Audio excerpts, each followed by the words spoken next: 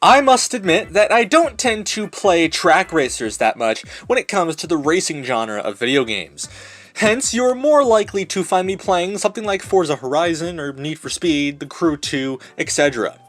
However, after scrolling through my Steam library recently looking to make a new episode in the Forza Veteran series, this particular game ended up popping up. I have zero idea, and no idea, as to how this game is even in my Steam library at all, and I honestly have no idea how I even managed to obtain it, although it is free to play, so most likely I probably grabbed it off a store page several years ago. All I know is that it's a racing game, it's developed by a studio that I've never heard of, and it looks like a sim racer that was made by a college student in about 3 months, and it honestly kinda looks like a rip-off to something similar to Assetto Corsa. And with that being said, this Forza Veteran is now going to play RaceRoom Racing Experience, which is probably one of the strangest games I have ever played, period.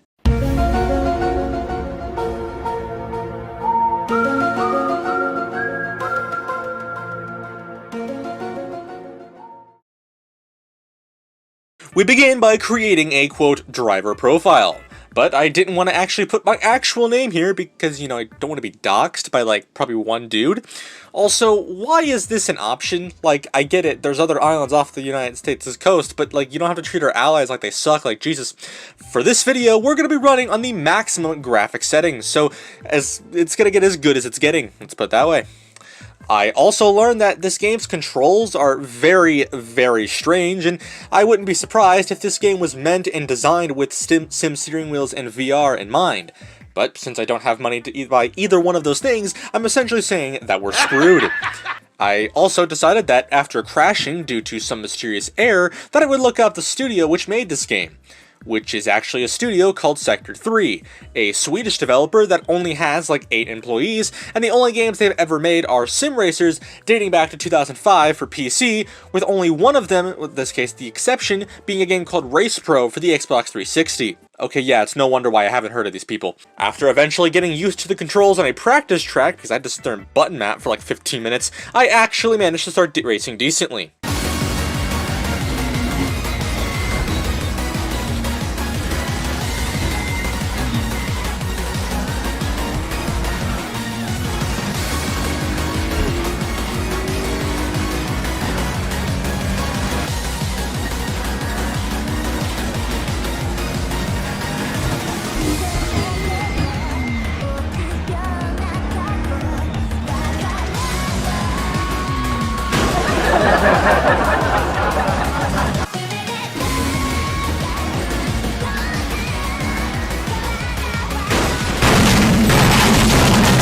I then decided to go to a different track in this Saline S7, and, well, let's put it this way, I spun out and then couldn't figure out where I was for about 30 seconds. And after a little bit of qualifying, it's time for the first actual race, and the first clean lap that I actually posted. And also, I will say one thing this game did right, is that the cars sound pretty dope.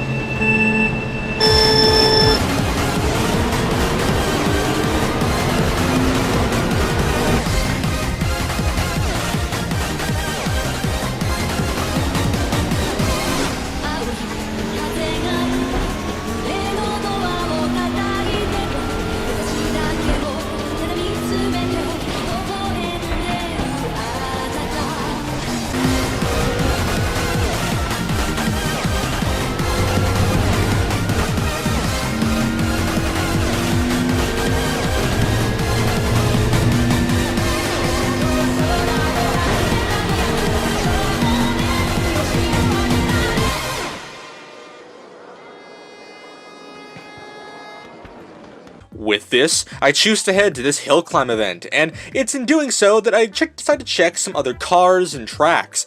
And I even checked the store at some point later to realize that the entire game is basically just one big placement for product placement. I mean, you can literally see it here of all of the crap that you can buy for actual real-world money. And you thought Fortnite or Call of Duty was bad. Think again. Also, it's also a place for free race rig product placement, because this one 2013 video game was totally ahead of its time in terms of this department, which it definitely wasn't. Also, can we just listen to this BMW here for just like a moment?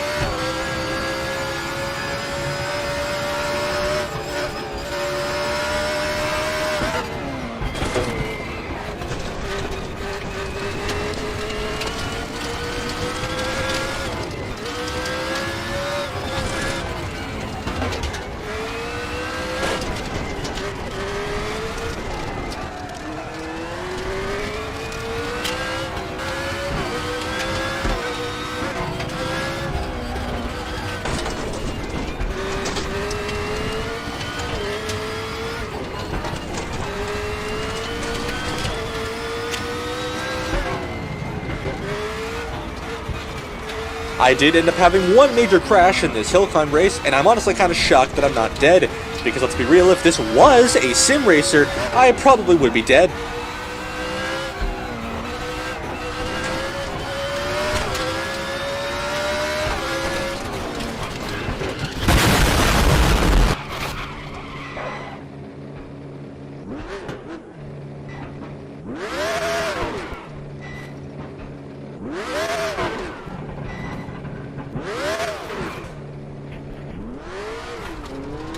In fact, I ended up liking this track so much that I ended up doing parts of it again in this Audi, which also sounded pretty nice.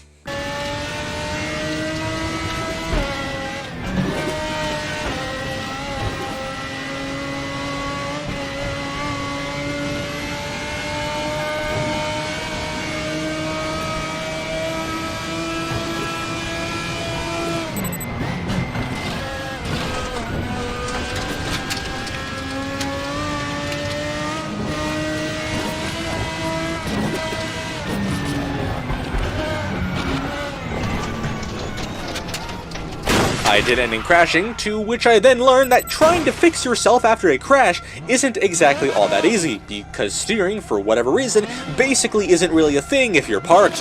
So and therefore, I ended up quitting the race shortly after. Now it's time to do something very different, and I think a first for the series. Let's head into online multiplayer. Yes, this game definitely has that, and see just what the RaceRoom community is up to. I had to use my BMW again because of my product placement, and headed out on track with some real players, where we spent a whopping 12 minutes in qualifying. And after a while, me and this other BMW ended up having a pretty nice duel together.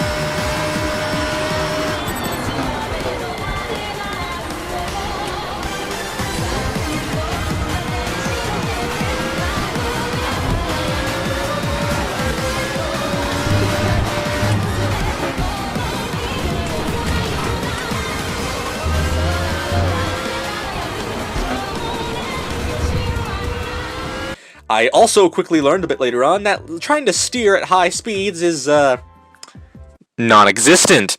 I then headed into the pits to, experience what that was like, but for whatever reason, I couldn't change the settings of literally anything, since, for whatever reason, I had to select things with the mouse and not the controller. Yet I still couldn't change the settings anyway, regardless of what I pressed or how I binded it, because the only way you can actually press stuff with the mouse is if you pause the game, but if you pause the game, then it therefore resets you and it doesn't really do anything.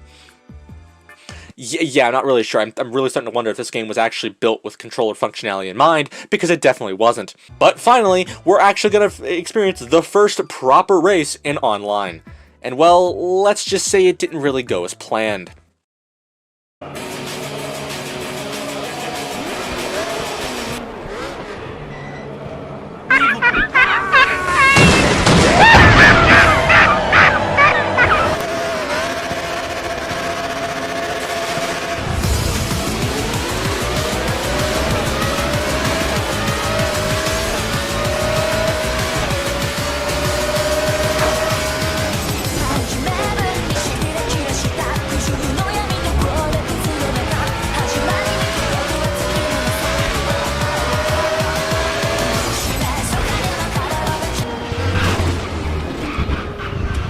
I ended up running wide on this turn and destroying my car, so now my turning was completely screwed. I then, ever so slowly, mind you, tried to make my way to the pits, but let's just say, and then, the Fire Nation attacked.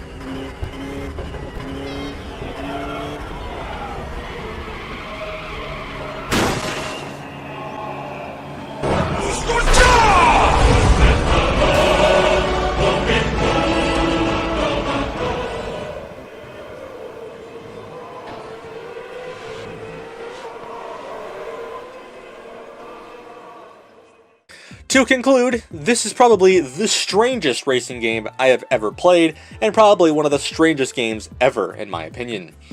Its tracks, cars, and arguably, probably literally everything that you want is locked behind a paywall, which is honestly pretty sad, as you know that's how crappy the development studio is if there's a store that's this massive for a game that's nearly 10 years old. The physics do and are great in some areas, but they're strange in others. In many ways, however, this game felt a lot like Project Cars or Gran Turismo, feeling like a proper track racer with racing rules and regulations, penalties, and, well, let's just say, proper damage collisions.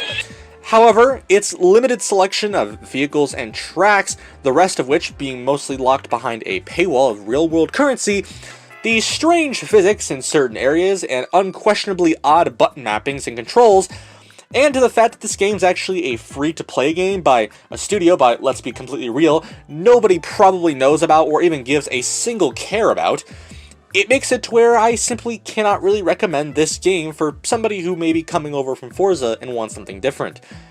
It has its ups and its advantages, but it's also bad in many other ways. And with that, I'm going to leave it there. My name is PandaPowerSauce. Remember to stay saucy, and I'll see you in the next one. Later.